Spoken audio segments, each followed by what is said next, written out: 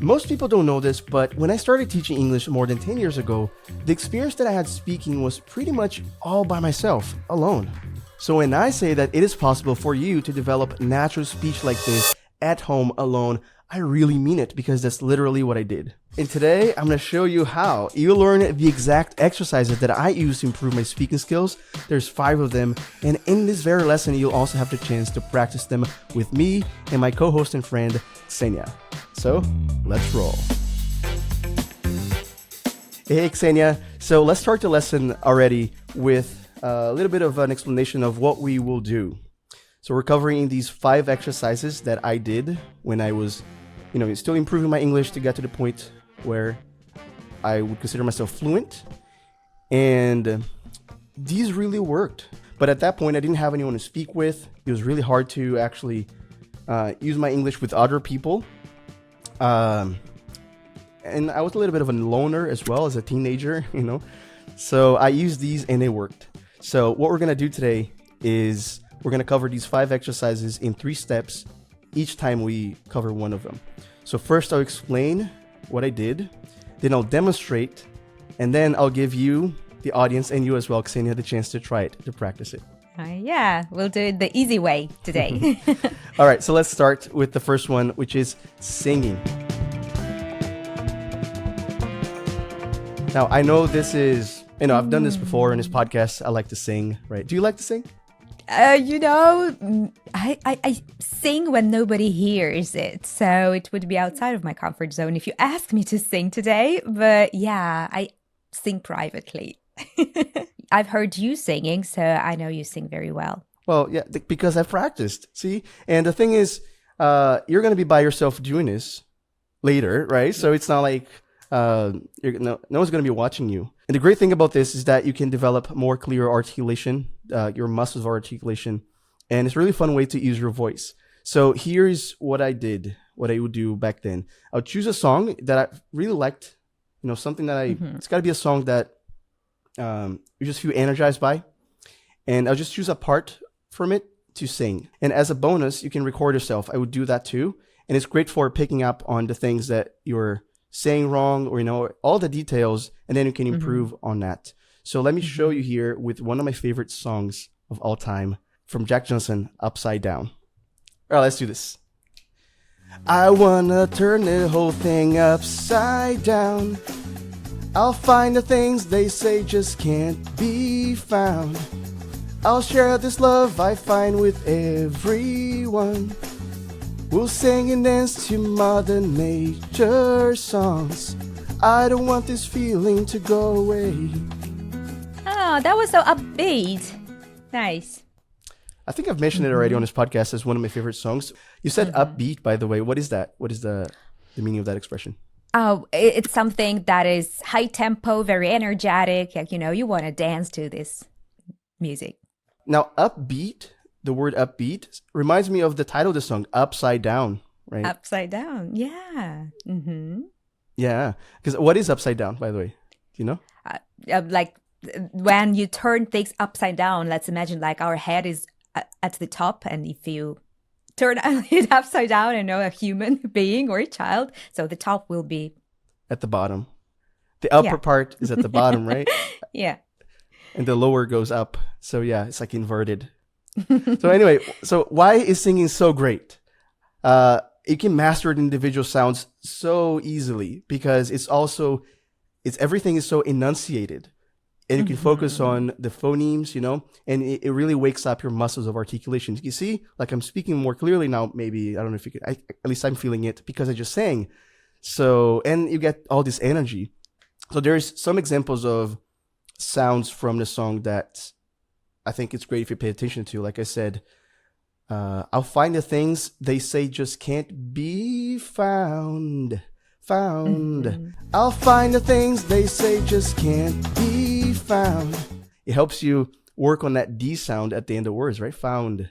That's exactly what I was thinking of. And I actually wanted to ask you, like, when you discovered that songs could be a great resource for learning English, how did you get to this? Like, I mean, that you can really practice the sounds, because when I think of it, singing forces you to mimic like the natural flow of the song, which is very close to how people speak. Yeah, if it's like fast enough, not too slow. So exactly that, like a great resource to pick up that natural flow, because we know English as being a very rhythmical language, right? How did you get to this idea of, oh, I could actually, because I know you love singing, but how did you discover that I can actually learn? You know, I think it just happened naturally because I'm a musician, and in the band which I was a part of back then in 2010, 2011, you know, I would sing sometimes. So at home when I was practicing, I noticed, and the songs were in English, I noticed I was like really training my English with it. But I was doing it because I needed to rehearse. So it went from being like a job, a thing that I needed to do to actually get something done, to actually having fun and improving my English with it. I know there are people like that. I think I consider myself a little bit shy for like singing in public. So what if I don't have a good singing voice? Yeah, and it's kind of feel awkward. How do I get past that? Because I do believe singing is a great way for learning English. But how to get, you know, over that obstacle that I don't have a good singing voice? Is it an obstacle? It gave me an obstacle, but remember, you're going to be doing this alone by yourself. And if you record yourself, you're going to give yourself a chance to improve as well, because you'll notice, you know, these are the things to improve. So do it again, record the same song, and not the entire song, just a part of it, so you can do it over and keep improving. I think that was something that I did as well. There were some sections of the song, some verses that I'd really like some sounds in it, some sounds from it. And I'll just obsess over it. This is a thing that I would apply, I think, to everything. Like obsess over the things you're consuming, and listen or watch it over and over again. So the same thing applies here. Now have a challenge, which is actually a chance for you guys to practice. You listening and watching, and you as well, Ksenia. That is with a song that I think you all know. Do you know "Hey Jude" by the Beatles? I remember we were singing it actually as a team when we met in Peru. Remember? That was one of the songs we sang at the karaoke place. You can start to make it better. All right, are you all ready? Let's do this. Hey Jude, don't make it bad. Take a sad song and make it better. Remember to let it into your heart. Then you can start to make it better. Nice. Do you see? I think it was my first performance on this podcast. There you go. Now, there's some sounds there that you can practice, right? That you can pick up on, like make it. There's connected speech. Take a, right? Letter, let her becomes letter. So these are things that you notice if you sing, and then you can actually practice it. Anyway, so to really make this easier for you, you've got to make yourself a playlist. Create a playlist on Spotify or on YouTube, whatever app you use, and have it ready. So when you feel like singing, you have your list there. You don't need to find a song, think about it, what could be the song you want to sing to. Now, for all of you guys watching, listening to us on YouTube, Spotify, Apple Podcasts, I don't know if you know, but on the RealLife app, we now have chapters. You can practice with these lessons part by part. It's so much more convenient. And for this lesson, it's especially great because let's say this segment that we just covered about singing, you can practice just that, and then you can move on and keep practicing as you go. It's so much better.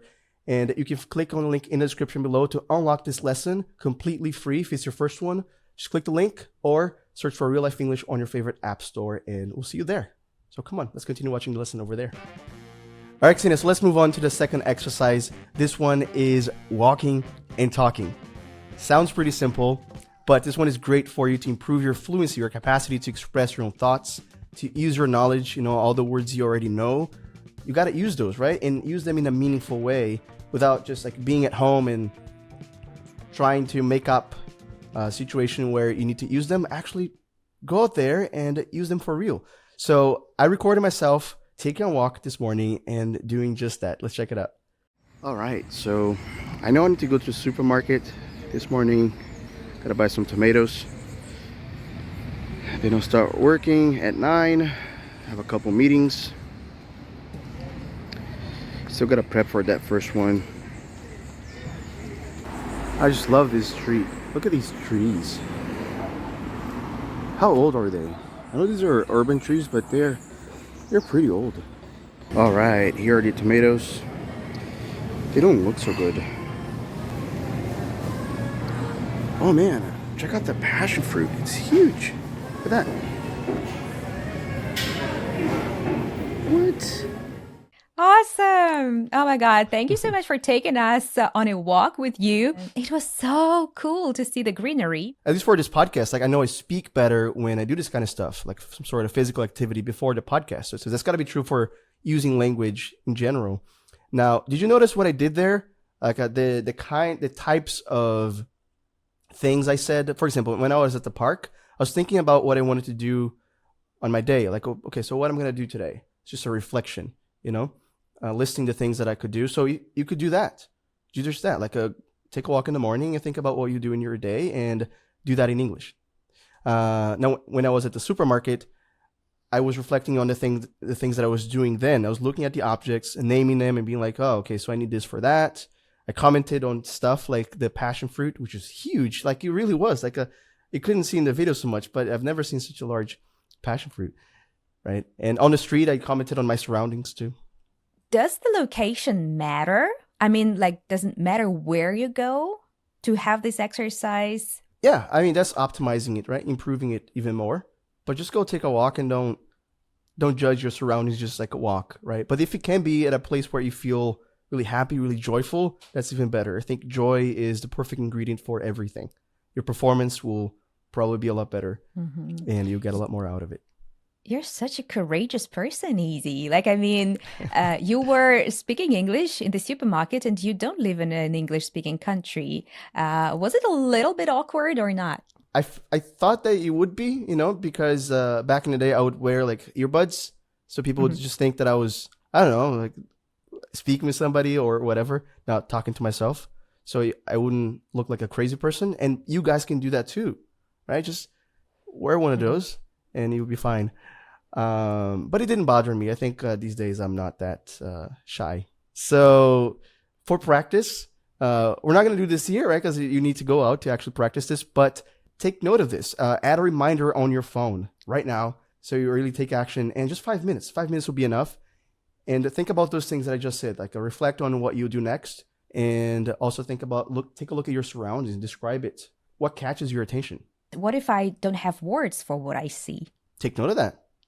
Everything counts, right? There's no waste of opportunities here. So if you don't know something, that's a gap. That's great. Your curiosity for things is showing you the gaps. Awesome. Great.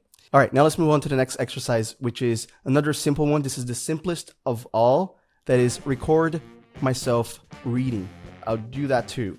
And that was one thing that I think was more on the side of activating my English with a lot of discipline. Because normally you don't do that. You don't naturally find yourself recording yourself reading, right? But I'll do that because I wanted to understand, where I wanted to identify these gaps that we're referring to, but more in terms of pronunciation. That's a killer combo, I guess, because what I thought? It was just like such an ingenious decision to combine those two. I've heard a lot of times that people suggest recording yourself in English while speaking English to spot those fossilized mistakes maybe. But you're saying like read and record. That's a great way for those who, for example, like me, sometimes I feel stuck. I don't know what to talk about. Okay, I told what I did, or I talked about what I plan to do, and that's it. I don't know what to talk about. And when you read, you don't have to think of what you want to describe. You're just like reading and recording. I love that. Yeah, it is a killer combo, as you said. And that's an interesting collocation, by the way. What is a killer combo? It's something I wanted to say, that it's such a great combination that it, like, when combined together, it just works wonders, right? Works magic. Like combo is combination. There's other words like convo, conversation. And killer in this sense is exactly what you're saying. Like you could also collocate that with movie or song. Wow, that's a killer song. I love that song. That's a really great one. So anyway, let me demonstrate it here with a nice quote that I found. The implicit assumption behind any goal is this: once I reach my goal, then I'll be happy. The problem with a goals first mentality is that you're continually putting happiness off until the next milestone. It's a quote from, do you know what this quote is from? No, I don't. The author of Atomic Habits, 𝗥𝗲𝗹𝗟𝗶𝗬𝗟. This book is foundational for a lot of what we cover here in our methodology for learning English. And there's some interesting vocabulary here to explore as well before we move on and talk about this exercise. Do you know the word milestone? What does it mean? It's like an achievement. So it's just like a step. So when you get to your goal, you kind of break it down into smaller steps. So milestone is one of those steps. So let me play from my phone what I just recorded. Here we go. The implicit assumption behind any goal is this: once I reach my goal, then I'll be happy. The problem with a goals first mentality is that you're continually putting happiness off until the next milestone. Nice. Yeah, that's the message I loved while I was reading this book, that we should not put off this happiness. Sometimes we're so fixated on the future goal that we don't appreciate the present smaller wins, smaller victories, right? So that's what 𝗥𝗲𝗹𝗟𝗶𝗬𝗟 was talking about, that be present, be in the moment, and enjoy the process right now while, on your way to reaching your goal. And what does that mean, to put something off? Like to put your happiness off? It's to postpone it, to let yourself enjoy it in the future, not now. And all these expressions that we're covering in this lesson, this one, milestone as well, and all of the previous expressions that we've covered, these are so important for you to develop your fluency, your capacity to express your own thoughts, like you would need from, like in the second exercise. This is a great way for you to learn new words as well. And you see it in exercises 4 and 5, you have more opportunities to learn new words. And let me ask you guys, like, what if you just don't remember these, when it's time to actually use them when you're walking and talking? That happens to everybody. Now, one great way for you to not forget, for you to never forget these expressions that you're learning on this lesson and all of our lessons, is by actually watching them on the RealLife app and practicing all the words there. I already said the link is in the description, so just click on that and you can go straight to this lesson over there and practice all these words. Now, again, this exercise is really great because you can break all the resistance. It's just reading. How hard is that, right? And if you record yourself, you notice like, oh man, like I said that word in a way that I didn't want to, or I'm too slow. I'm not using connected speech enough. I'm seeing all these opportunities. It's really great for that. Anyway, so now it's time to practice. Are you ready to read a quote here? Let's do this. Just grab another phone so you can record yourself reading this. We're going to show this on screen. If you're not watching this on the RealLife app, that's where we're going to be showing this. So 𝗥𝗲𝗹𝗟𝗏, please read. A novice is easily spotted because they do too much. Too many ingredients, too many movements, too much explanation. A master uses the fewest motions required to fulfill their intention. Ooh, juicy vocabulary here. Novice, intention, right? Motions. Nice. A novice, like a beginner, right? An inexperienced person. What else? What else? You just say fulfill their intentions, like to accomplish, to have it done. Motions, like movements, another word for that. Spotted. Spotted is nice, like it's when you notice something, when you spot something. Now, guys, when you record yourselves and you listen to this, pay attention. Did you spot any mistakes in your reading there? And use that as an opportunity to improve. Personally, I would really want to look up the word novice because, it's a word that can be tricky, the pronunciation of it, the sound, novice. Is it novice or novice or I would want to look it up. Good question. Yeah. Let's go to the next exercise here, which is practicing with a clip, a video clip. We do this all the time here on this podcast, on our app. We have lessons with movies, TV series, podcasts like this one. And this is really great because it gives you the ability to learn all these sounds, all this connected speech, the correct way to pronounce words, which is going to be great for the previous exercise. Because if you don't know how to correctly pronounce words, how are you going to even do that? right? So these synergize really well. Anyway, so let me demonstrate it here with a YouTube clip that I love this channel. It's called Veritasium. It's a science channel for people who are not scientists, for non-scientists. And they explain really complex stuff in an easy way. And for this kind of activity, you want to find something that you like. This is important because you want to be able to just watch this as if it weren't for learning purposes. But it is. So let's check it out. This video is about learning styles. What kind of learner are you? Oh yeah, I'm a visual person, so like I can see things, yeah. I think visual learning. Visual. I mean, like, I remember formulas like auditory. Like, I need to be like interacting with the material. I like to learn by doing myself. Very hands-on. Hands-on learner. Hands-on. So like, if I have a model, I'd like to look at that and look it over. Nice. And also great vocabulary, right? A little bit like specific, like almost like terms. This visual learner, auditory learner. And there was one more, like hands-on. What is a hands-on learner? Well, hands-on in this case is an adjective, right? It's when it's more practical. It's when you use your hands or you actually take action yourself to engage with it. And in this case, learn as you engage with it. Yeah, there was another guy who was talking about this, but not using this word. He said that I learn as I like touch things or like when I like do stuff with things. Yeah, when I I don't remember how he said that exactly, but that's the meaning.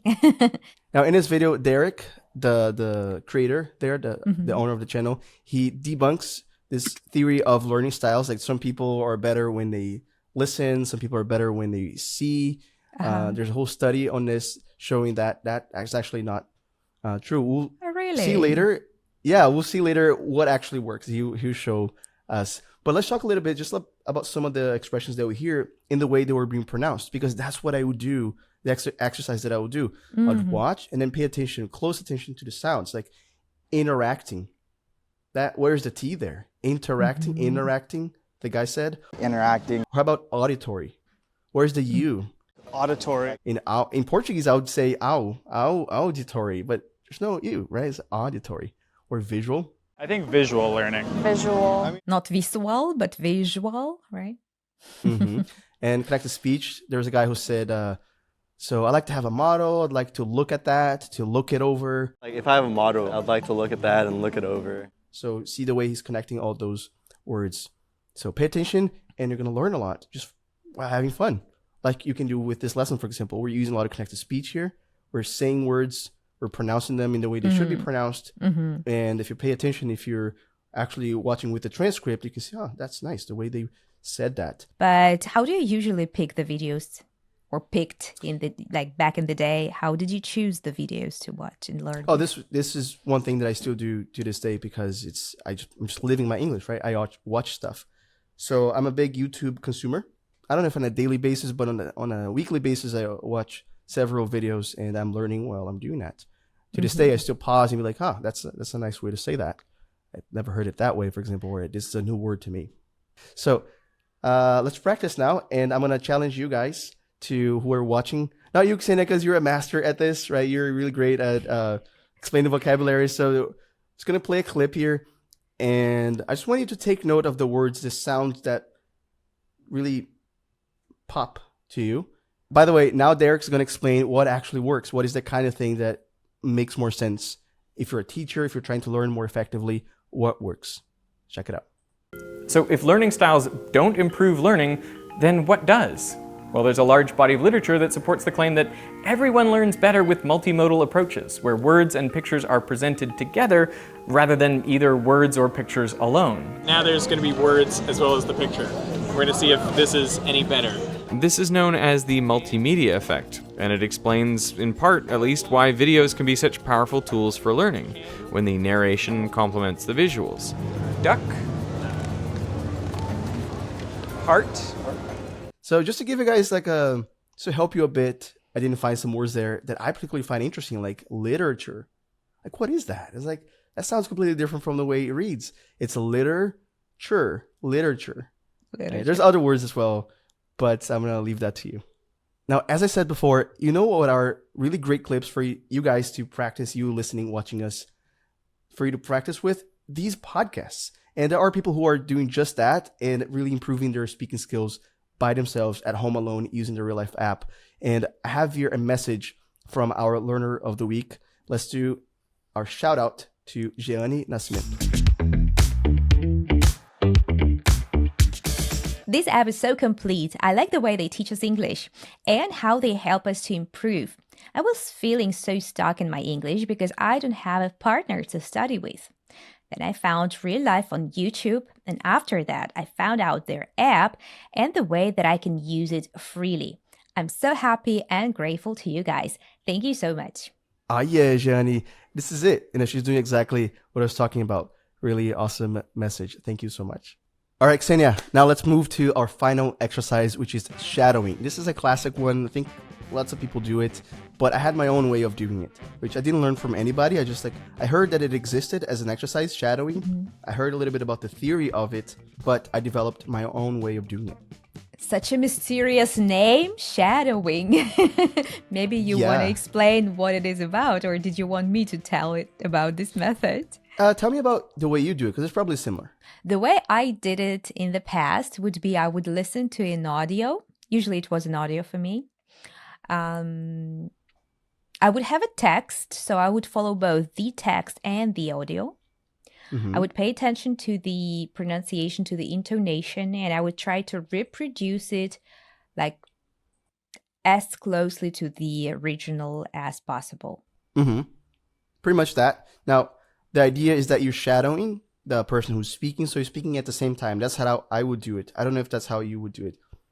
You did it in sync. Okay. I tried a couple of times to do it in sync, but most of the times I did that mimicking or shadowing, like just repeating after.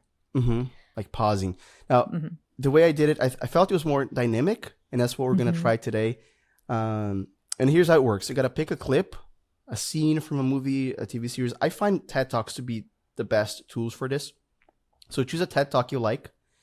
Or these lessons, I think they would work pretty well too. And we're going to find just a moment to practice with, because if we're going to be speaking simultaneously, you're going to want to listen to it first, right? And really obsess over it. So here you go, obsessing over the same thing. And there's just 2 steps: watching and then playing again so you can shadow it. And keep repeating that. You watch it again and then shadow it until you just find yourself to be speaking exactly like the person is speaking. So let me demonstrate it here with a TED Talk that I love. But then came my 90-page senior thesis, a paper you're supposed to spend a year on. And knew for a paper like that, my normal workflow was not an option. It was way too big of a project. So I planned things out, and I decided I kind of had to go something like this. Nice. You know what I like about this video is that he's so emotional and he changes the pitch. Okay, so doing this was awesome for me to practice the ups and downs of the language, the word stress, and even add more emotion, as you were saying, right? Add more emotion to my voice. Work on those muscles of articulation again. It's like you're really speaking, right? It's as if you were that person speaking. That really helps to make your language richer, thanks to first vocabulary, a second exactly to this variety of intonations. Yeah, now let's practice it. I'm going to play another part of the clip, and you guys are going to watch it, and then you're going to go back. You're going to have to use your hand here and go back to the beginning of the clip again here to play it, and you're going to shadow it. So watch it first time and then go back and shadow it. But then, funniest thing happened. Those first few months, they came and went, and I couldn't quite do stuff. So we had an awesome new revised plan. But then those middle months actually went by, and I didn't really write words. And so we were here. And then 2 months turned into 1 month, which turned into 2 weeks. And one day I woke up with 3 days until the deadline, still not having written a word.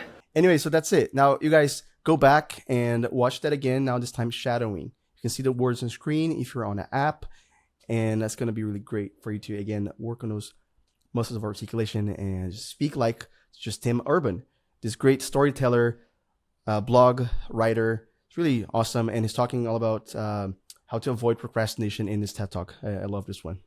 And that's it. These are all the 5 exercises. And again, I did all of these all the time, and it got me to fluency. It really did. Like in 2014, I started teaching, and I had my actual first conversation. It was my job interview, and I got hired, and it was the rest is history, as I say it. Amazing. Amazing how you did that.